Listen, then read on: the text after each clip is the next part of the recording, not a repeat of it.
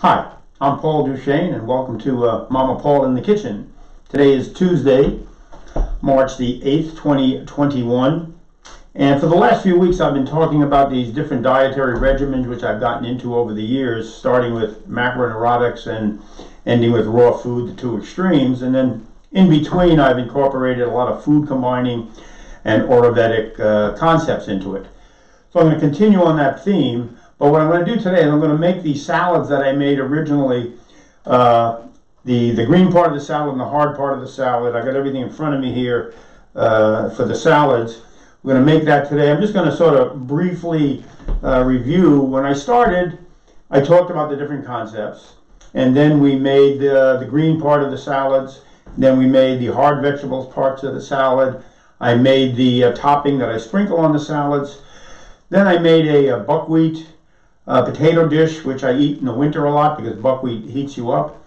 And I made a mushroom kale saute, which I keep as a sort of standard kind of vegetable thing that I eat pretty regularly and sometimes add to the salad, sometimes have cold. And then I did a couple of egg dishes. I did a fried egg, my favorite comfort food, fried egg and ham croissant. And then last week, the ultimate, not best for me, but most delicious bagel with cream cheese and lox. So like I said, today I'm going to return back to the salad. And the reason I am is, it's the most important part of the whole setup here with this dietary regimen that I'm into. The whole goal was to try to increase the amount of raw food in your diet. By increasing the amount of raw food in your diet, you're getting more enzymes into your diet, which are improving your digestion and keeping things flowing out of your body as you take toxins in just from being out in the world today. You take toxins in from some of the junk food you eat, and you take toxins in just being out in the world. You might take toxins in emotionally from friends and neighbors or bosses or whatever it is. And in cleansing your body, the more enzymes, the more you get your body sort of flushing things out. So for me, the salad has become really important. And for some meals, it might just be a little part of the meal. For other meals, it might be half the plate. I've noticed that as I've been going along with it, I keep eating more and more salads. In the beginning, I hated salads. I really didn't like eating salads at all. So when I started eating them, I started putting them on the plate with the cooked foods. Then I just sort of mixed the whole thing together. And this way I'm getting them in. And it works. It works for me. And the whole thing is you want it to work for you. That's the whole most important thing. So I had a couple of books out here I've shown you about eating right for your type and different types that people are in. In Ayurvedics, just run over here for a second. Those are 3 pages from the Ayurvedic website, and that's the Vata on your right, the Vata, the Kapa, and the Pita type on your far left. And the very top of the page, I taped up the Ayurvedic Institute, their front page.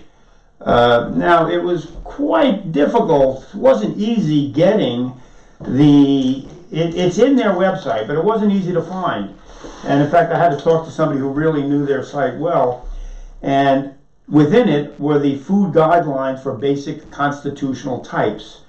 So I've talked about this a few times. I'm a Pita, and because of that, the best things for me are Fennel.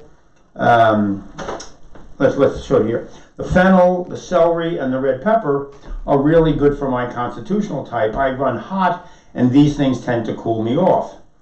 Now, as I looked into it a little further, I find out that the Fennel seems to be okay in all 3 categories. So depending on the type you are, the Fennel works in all 3. The cucumber, I also add cucumber. I have cucumber and I also add jicama. But I do those afterwards, and the reason I do them afterwards is the cucumber is so wet. If you mix it in with these hard vegetables, it'll just cause them to go bad faster. So if I'm going to have cucumber or jicama, I do it when I'm making the salad. But the celery is apparently good for the Kapa type, but not so much for the Vata. So for myself, as a Pita, this starts to get really too heady here, I feel. Anyway, you can use the celery, you can use the Fennel in both of them. You can use the Fennel in all 3. But if you're a Vata type, you want to maybe avoid 2 of these. Maybe you want to put some beets in, some Jerusalem artichoke, other things like that. And the peppers, like I said, they can go into myself also. But for you, I would look it up for yourself and find out which foods appeal to you more.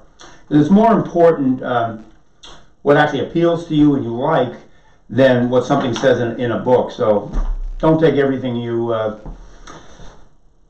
too seriously that you read in a book. You might die of a misprint, which was a thing I talked about quite a while ago. Okay, so let's get now. I mentioned these other 2 dishes I'm making, and it's Tuesday. I'm in the kitchen, so ultimately the show's only going to be a half hour. But while I'm doing this, I've already started up the other 2 dishes that I just talked about.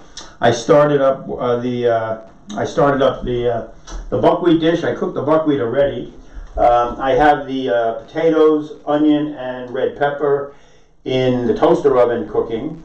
I put boiling water on over here, and I'm going to do kale and the mushrooms, and that's going to be the saute dish that I do. Last week I talked about this Russian kale that was out, and it was unbelievably curlicue kale. It only came in sort of once this winter so far. It was so sweet. Oh my God, it was yummy, delicious.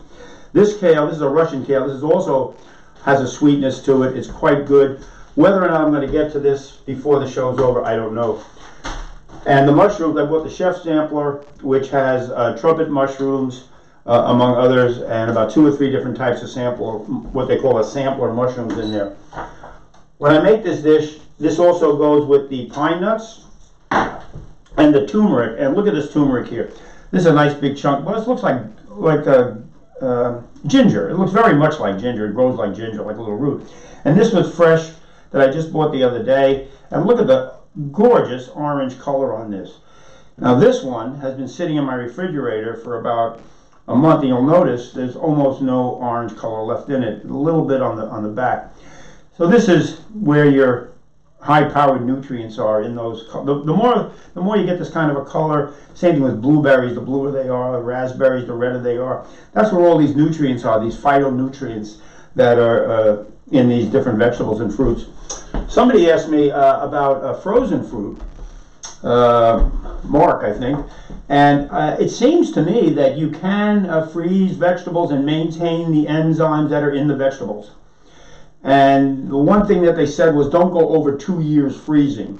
So if you're freezing, you know, some strawberries, say one time of the year, maybe for a couple of months, they're okay, but I wouldn't go have them for a year or 2 years. It gets a little bit too long in a deep freeze is going to kill probably anything. So the answer to that one is yes, it appears to me that you can freeze fruit and it will maintain the nutritional value and the enzymes in the fruit. I suspect you're going to lose a little bit, but not very much, according to what I was Googled away at. Okay, so I got these 3 vegetables here, and why don't I just start cutting them up and get going with this.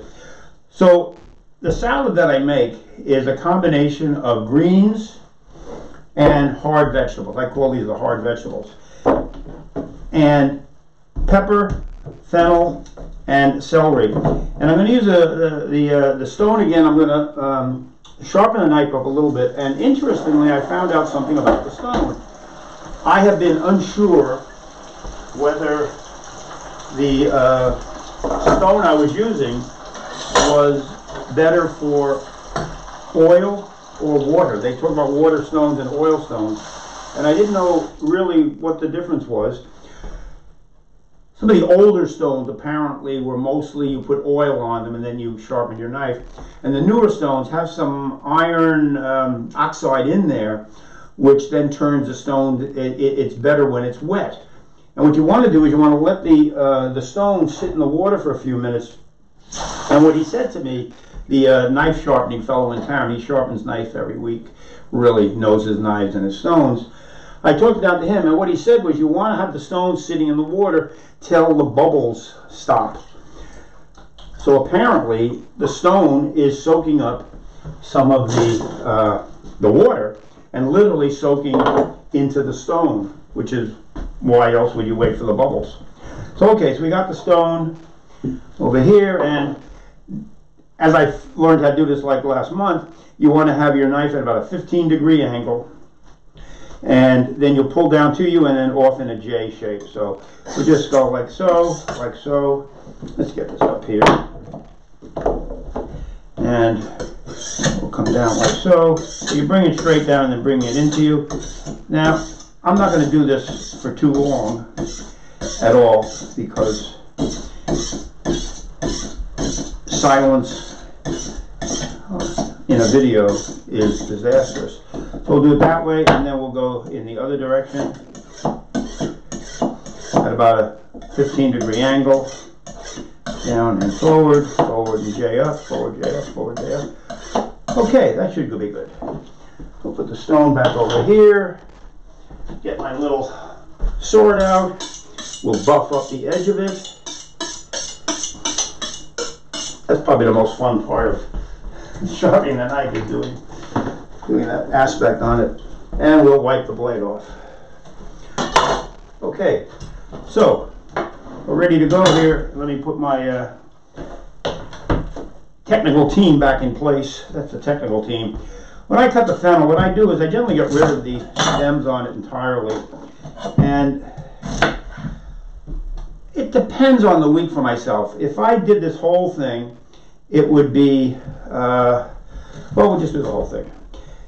It's a matter of how much I'm going to eat within in a week, and I'm trying to do it so that I do this once a week. This will last for me for a whole week. Sometimes I'll maybe do half of this and do a second half on another, maybe in 2 or 3 or 4 days, depending on how things are going. So this is the fennel, and we like to dice it up, like so. So we're going to do the fennel, and I'm going to do the whole thing. What the heck. And like I said, I've got these other items in back of me that I'm going to cook today, more than likely when we get off the air, but if I have time I'll start doing a little bit more right now. Alright, so there's the fennel, nicely diced up, quite a bit, and I use, oh, we better get this out of here. I'll leave this on the side for the moment. This is the bowl that I use all the time to put my salads in. So let's put this up here. And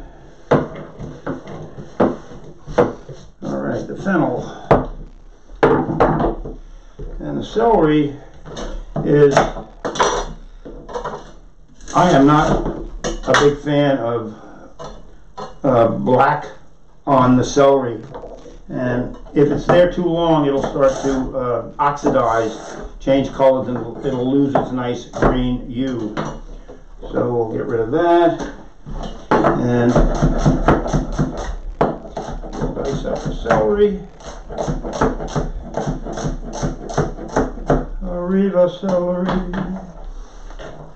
The only thing I'm not crazy about with the celery and the fennel is they're both the same color.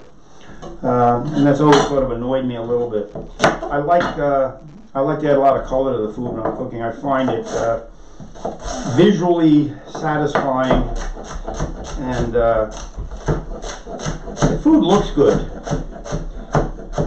It'll increase the appeal for yourself emotionally and physically. All right, see, you can't tell the difference here because they're both the same color. They taste completely different, but they're the same color. That's all. It's not that big a deal. So the pepper, we're going to get rid of the stem, shake out the seeds. I have a little compost dish here that I'm working with that's in the sink. I'm not just tossing it in the sink. If you were wondering about that, I doubt it you are, but if you were. So we're going to dice up the pepper. I really like the red peppers. I hardly ate these things my whole life, and it wasn't until I started to get into this dietary regimen that I started eating the pepper and the fennel. Fennel, I wasn't crazy about it at all, to tell you the truth. In fact, I was almost, it was the main ingredient that this Ayurvedic consultant recommended that I go with is the fennel. And like I said, I wasn't really crazy about it. It has that, I like licorice, but for some reason I'm not always crazy about some things that have a licorice hit to them. But over time, the more I've eaten of it, the more I've gotten to like it. Which sometimes happens, you know, the old Socratic story about the people that are tied in the cave, Plato's cave, and when they get released from the cave, they want to go back to the cave because they got so used to it. Well, I was so used to not eating certain types of things that when I wound up getting into them, at first I didn't like them at all, but then I wound up making them part of my diet, and I love them now. And the combination with the sweet pepper and the anisey flavored fennel, the celery is a little bit more neutral, obviously. All right, so this is what I call my hard vegetable. So it's the mix of the celery, the fennel, and the red pepper diced up nicely. There we go. So we'll take that and we'll put this in. When I'm working with these vegetables during the week, the more air, the more things are going to oxidize them, and the faster they're going to go bad on you. So I try to keep things in a container that's the same size as it's filled much to the top. Shake it down, everything settles down. So as I use this container, about in 3 days it'll be down maybe a third. I'll move it into a smaller container. The less air you have, the less oxidation you get, and the fresher the whole vegetable scene is for you. Now, I'm just going to wipe this out, oops, with a little paper towel, and then we'll put the greens in here. Now, the greens are a little bit more at this point in time interesting, because the greens really change every week. Now, I'm going to use some sunflower sprouts, love these, and I'm going to use some baby spinach and arugula combination.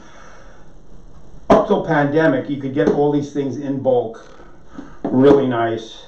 Since pandemic, a lot of these green vegetables aren't in bulk, and now we have plastic green vegetables. So the organic girl with good, clean greens is now in a 100% recycled plastic container.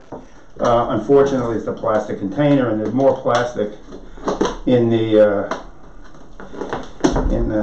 store, in the produce department, than you can shake a stick at nowadays. So these are my basis of it, and then we're going to add a little bit of dandelion. Dandelion is killer green. It's really bitter. It's an incredible detoxifier. It's really good for you. Very bitter. You don't want to use too much of it. And I've got the Radicchio, and I've got the Frisee. And it's a great name, but it looks like Frisee. You find these in some of your salads that are emerging more and more around the country. So let's say maybe half of this container, maybe about a third of that container for the spinach, and it's baby spinach and arugula combination. And then we'll get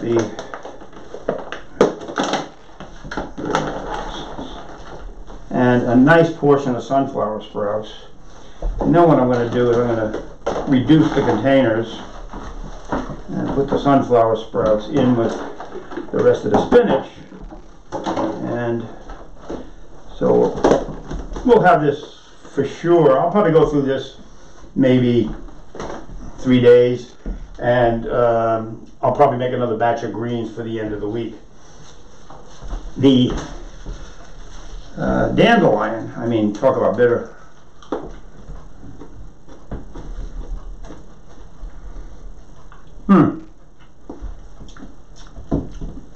It could be more bitter. It's a bigger leaf. I've noticed when the leaves are smaller, it's more densely packed with the nutrients. So actually, I could probably use a little bit more of this than I usually might do, because it's not as strong as it frequently is. Things change every week. Every week it's different. I liked using a lot of watercress, and it's been hard to get that. watercress was really one of my favorites. And the problem with the watercress was they couldn't figure out how to package it without it going bad. So they would put it into a little, the watercress would come in a little plastic bag, and it needed air vents in the bag so as not to go bad. There was so much moisture in the roots of the that the moisture would seep into the whole product, and the whole thing would start to gunk out and go bad pretty quickly. All right, 1, 2. Okay, the Radicchio, if for nothing else, color. I mean, my God, look at this. Gorgeous, deep purple. Fantastic.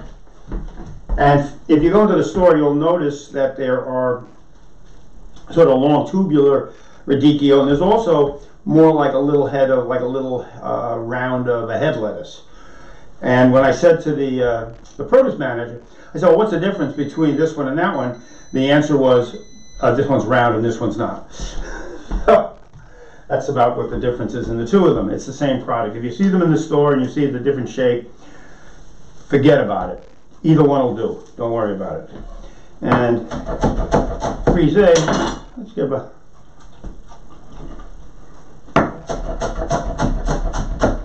Not too distinctive. Not terribly distinctive. Pleasant, lettucey, a little bit of a pleasant backbite to it, almost like a little heat you get sometimes from an olive oil. Okay, there we go. Boom. So we've got the Frisee, the dandelion, spinach, sunflower sprouts. I'll mix the whole thing up, and then I will store this in I've got these really nice nylon produce bags, so they breathe, which is how you want to keep the greens. You want the greens breathing, so you don't want them, you know, just sitting out, getting totally exposed to the refrigerator airs, but you do want them breathing a little bit, and these nylon bags are just marvelous for that. So there we go. So I have my greens. Let me just clean this all up here for a minute so we don't look like, so it doesn't look like some hippie kitchen over here. I've been accused of, actually I accuse myself of being a hippie beatnik poet sometimes. I use that word. Okay, so like I said, the greens, the hard vegetables, and then the topping that I put on. I did this a few weeks ago. I'm not going to make it right now. I can wait another day or so for this. So I put the greens on the plate. I put the hard vegetables on top. Sprinkle this on. A couple of slices of cucumber and a little bit of jicama. Jicama is probably not for me. It's real starchy. It's not in any of the lists I've got in front of me, but it is so sweet. It's like coconut. I really love the texture. I like the flavor. I like everything about it. So whether it's good for me or not, I don't know, but I like it, and I add it to what I'm dealing with here. So that's the salad. That's the whole thing. I'm not going to plate it, as they say. I'm just going to put it to the side right now, and I'm going to finish up the last thing I was doing. Well, I've got the buckwheat over here, and that's what I started to make the couple of weeks ago. So I did the buckwheat with the potatoes. So I have the potatoes, the onion. They're almost done in there. Maybe put it at a low temperature for a few minutes, and I will.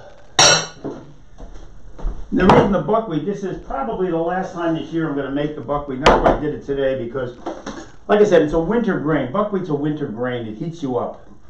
And in the winter, you don't notice it because it just keeps you normal. If you eat buckwheat in the summer, forget about it. It's going to cause you to sweat in 2 hours. Seriously. I have done it, and I've seen it happen. So I really like buckwheat. And like I said, it reminds me of the corned beef hash when I was a kid. And when I add the potatoes, the whole dish seems to resemble corned beef hash for me. And then I put a poached egg on it. And like I told you last week, I eat eggs almost every day of the week. Today I had a small bowl of this, along with a little poached egg and a little salad. And I've also noticed I'm eating less food lately, which initially got me a little disturbed because I like to eat a lot. And as you get older, the secret to longevity, I have been told, is to eat less and less food. So as you get older, you start to hit into your 70s and pushing towards the end of the road there. The less you eat, the longer you're probably going to live. You don't need to burn as many calories, you don't need to put as much food in, you need to eat less and less and less and less until you're ultimately eating nothing. So I've noticed that I'm eating sometimes half as much as I used to eat just months ago. And it started to disturb me. Obviously, it still got me a little bit disturbed. But it is what it is. So I'm just eating less and enjoying the less I'm eating more. So I've got the buckwheat there. I'm going to add on to that and finish that dish up. And then the last one I'm just going to do real briefly. The other dish I made was the kale with the mushrooms. And I'm going to dice up the mushrooms, saute them with butter. And then the kale, the way I do the kale is I dip the kale in boiling water for about a minute. I blanch it. I believe we call it blanching. Any corrections can be easily made. I frequently make mistakes, and I'm not a cook. I am not a cook. I am a guy who cooks, but I am not a cook. Okay, so that's enough of the kale like that. And then what I'll do is I'll let the kale cool off. I will let the kale sit on the side here, cool off, while I saute the mushrooms, add the turmeric, the pine nuts, and that'll be it. So I will have done, at the end of the day, I'll have finished my salad for the week. I've got my buckwheat dish for breakfast for the week, and I have the mushroom dish that'll have a little bit of a vegetable add-on all week. And the last thing I'm going to do is I'm going to cook this squash up. Now, this was a nice butternut squash with a long neck, and last week I cut the neck off and cooked that, and I've been eating a chunk of that also during the week. So when I finish with the toaster oven here, I'm going to slice this up, put this in the toaster oven, and then I'll have this as another vegetable for the week. Now this isn't a green leafy, and it's a little bit more starchy, but the sweetness is, I like eating seasonally. Squash is seasonal. These are winter squashes. I love it, and I will, like I said, I'll add that to my meal on a daily basis almost. I'll throw a little bit in. So I think that's about it. We showed you the little picture of the different types, the Vata, Kapa, or Vegi. If you're interested in any of those, you should go to their website. Go to their website. The website is the Ayurvedic Institute, AYURVEDIC, Ayurvedic Institute, and Google your way in and out of the website. See what you can find, and see if you can find your own self, your body type. You can have there's a questionnaire in there you can fill out, and it'll tell you what body type you are. Now, I have always been classified as a Pita type, but I did the test again last week, and it said I was a Pita Vata, so it crossed over, which eliminated me from some foods and increased other foods. A little craziness here. I just put a stop to it and said, forget about it. I got enough information. I like the way I'm reacting to what I'm taking in. I'll stay with that for the time being. So that's it today. As I said, it's going to be spring next week. It's the clock's spring forward, fall back, spring forward. So it's going to be a lighter later. The days are getting longer and will continue to get longer up till June here. So the dietary regimen is going to change a little bit. It's going to be less buckwheat, less winter squashes, but the salads can stay there. The salad can be all year long. You can stay with the salad. And even this vegetable dish with the mushrooms, I might alter that a little bit as we go along. And I said about a week ago, maybe I'm going to talk about fasting, and I'll see how the weather is. We'll look at the weather for the next week or so. And it's a time to start considering fasting. It's a good time of year. Spring and fall are the best times to fast. That's when your body discharges, as opposed to the winter and the summer, when your body holds things in. So the best time for a fast is in the springtime, and that's going to be coming up in a few weeks. So we're at a half hour. That's more than probably I can take, and I'm sure you can't take much more than a half hour of this. So peace, patience, persistence, and we'll see you as soon as we can. Thanks for joining me today.